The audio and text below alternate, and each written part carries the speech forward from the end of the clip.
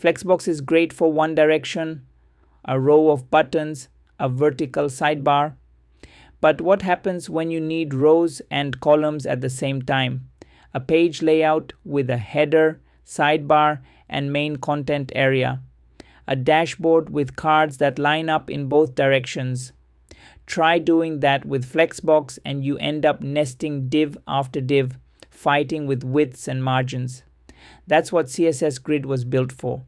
Two-dimensional layouts, rows and columns controlled from one place. In this video, you'll learn grid template columns, rows, and the FR unit. Grid areas for naming sections of your layout. Item placement and spanning across rows and columns. Alignment properties for precise control.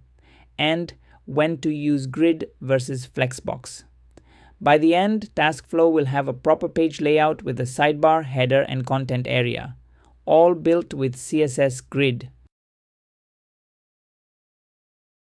To use grid, set display :grid on a container. That's it. The children become grid items, but nothing visible changes yet. You need to define your columns and rows. Grid template columns defines how many columns and how wide each one is.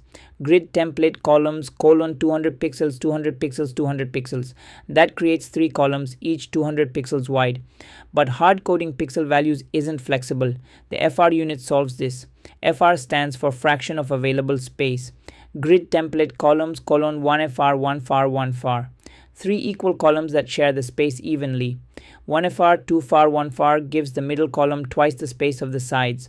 The repeat function saves typing.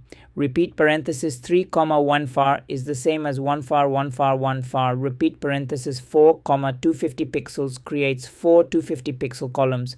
Grid template rows works the same way but for rows. Grid template rows : 80 pixels, 1FR 60 pixels, an 80 pixel header, a flexible content area, and a 60 pixel footer. Minmax sets a minimum and maximum size for a track. Minmax parenthesis 200 pixels, 1FR. The column will be at least 200 pixels but can grow to fill available space. Combine them. Repeat parenthesis 3, minmax parenthesis 250 pixels, 1FR. 3 columns that are at least 250 pixels but stretch to fill the container. This is the foundation of every grid layout. Grid areas let you name sections of your layout. Instead of counting column and row numbers, you draw the layout with words. On the container, use grid template areas. Each string is one row. Each word is one cell. Quote, header, header, header, quote, quote, sidebar, main, main, quote, quote, footer, footer, footer, quote. Header spans all 3 columns. Sidebar takes the first column. Main takes the last 2. Footer spans the full width again. On each child element, set grid area : header or grid area : sidebar. The browser places them automatically based on the template. A dot means an empty cell. Quote, header, header, dot, quote leaves the top right cell empty. Named lines give you another way to reference positions. Grid template columns : open bracket, start, close bracket, 1FR, open bracket, middle, close bracket, 2FR, open bracket, end, close bracket. Now you can place items using those names instead of numbers. Gap controls the space between grid cells. Gap : 20 pixels adds 20 pixels between every row and column. Row gap and column gap let you set them separately. Row gap : 16 pixels. Column gap : 24 pixels. Gap replaces the old grid gap property. They work the same way. Grid areas plus gap is the cleanest way to build page layouts.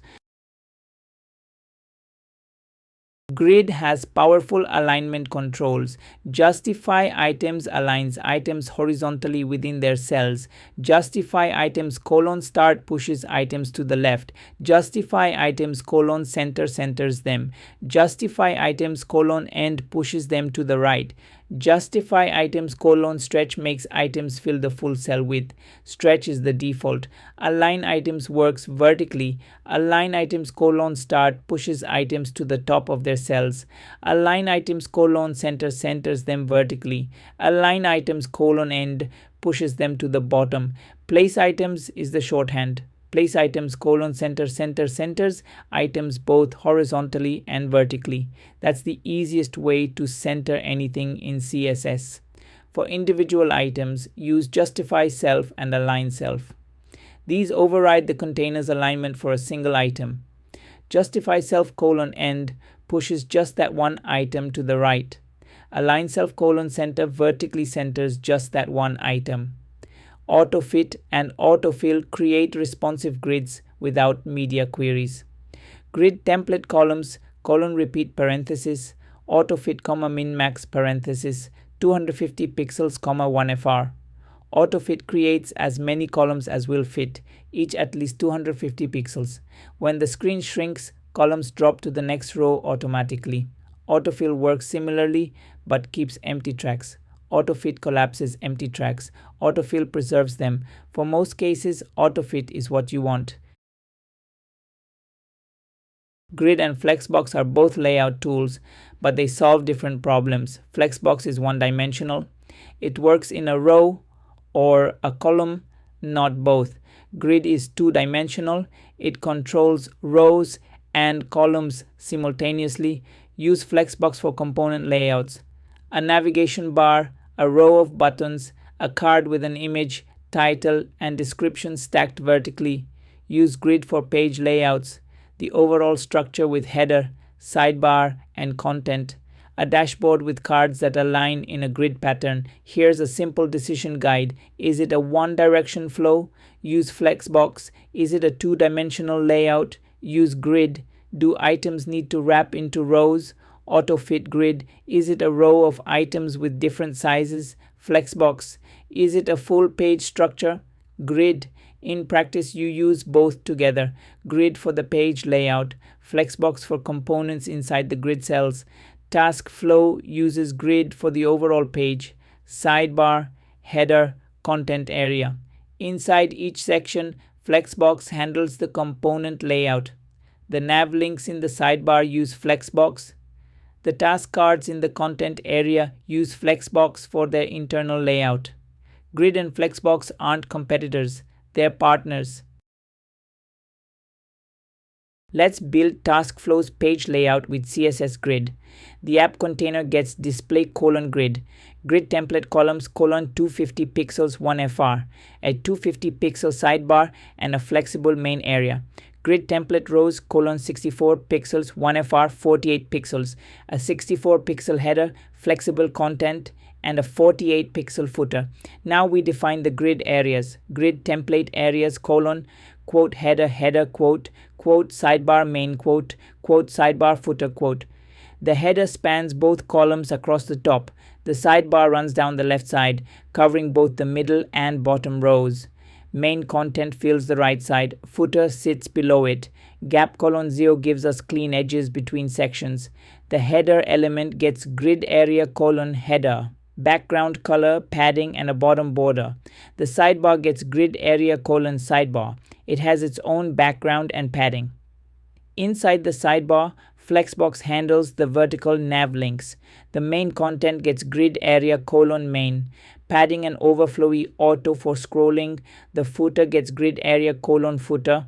Min height 100v on the container makes the layout fill the full screen. That's a complete page layout. 6 CSS properties on the container. 1 grid area property on each child. Clean, readable, maintainable. Let's recap what you learned. Grid template, columns, rows, FR unit, repeat, and min-max for flexible track sizing.